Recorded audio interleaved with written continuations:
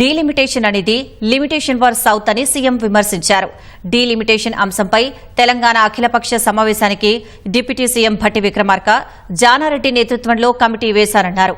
తమిళనాడులో స్టాలిన్ సమావేశానికి ముందే తెలంగాణలో డీలిమిటేషన్ అంశంపై అఖిలపక్ష సమావేశం ఉంటుందన్నారు. సమావేశానికి రాష్ట బీజేపీ అధ్యక్షుడు కిషన్ రెడ్డిని కూడా ఆహ్వానిస్తామన్నారు.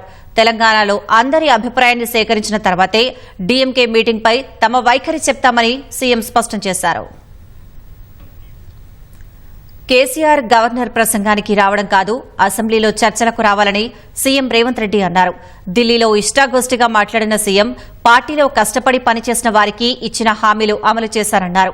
గాంధీ కుటుంబంతో తనకు మంచి అనుబంధం ఉందన్న సీఎం ఫోటోలు దిగి చూపించుకోవాల్సిన అవసరం తనకు లేదన్నారు. నేనెవరో తెలియకుండానే పీసీసీ అధ్యక్షుడిగా సీఎంగా నన్ను ఎంపిక చేశారని ప్రశ్నించిన సీఎం తాను ఎవరి ట్రాప్లో పడబోనన్నారు. సీఎంగా ఉన్నాను కాబట్టే రాష్ట్రంలో నన్ను ప్రశ్నిస్తున్నారన్నారు. కిషన్ రెడ్డి కేంద్ర మంత్రిగా ఉన్నారు. రాష్ట్రానికి సంబంధించిన అంశాలు సాధించుకురావాలని ఆయన్ని ప్రశ్నిస్తున్నారన్న సీఎం మిగతా రాష్ట్రాల నుంచి కేంద్ర మంత్రులుగా ఉన్నవాళ్లు వారి రాష్ట్రానికి కావలసినవి సాధించుకుంటున్నారని తెలిపారు. కిషన్ రెడ్డి రాష్ట్రానికి రావాల్సినవి పట్టించుకోవడం లేదని విమర్శించారు.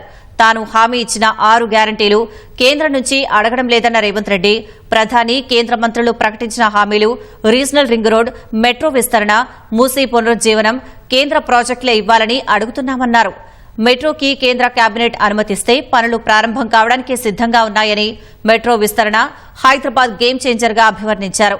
కేంద్ర కేబినెట్లో ఉన్న నిర్మలా సీతారామన్ గతంలో తమిళనాడుకు మెట్రో ప్రకటనలో కీలక పాత్ర పోషించారన్నారు. మామునూరు ఎయిర్పోర్టుకి 253 ఎకరాల భూసేకరణ పూర్తి చేశామన్న సీఎం మెట్రో, మూసీ ప్రాజెక్టులకు కేంద్రం అనుమతిస్తే సరిపోతుందన్నారు. రుణాలిచ్చేందుకు బ్యాంకులు సిద్దంగా ఉన్నాయని స్పష్టం చేశారు. 10 ఏళ్లలో కేసీఆర్ ఒక్క కొత్త పాలసీ కూడా తేలేదన్న సీఎం తెలంగాణలో తాను చేసినన్ని పాలసీలు ఎవరూ చేయలేదని, తీసుకువచ్చినన్ని కంపెనీలు ఎవరూ తీసుకురాలేదన్నారు.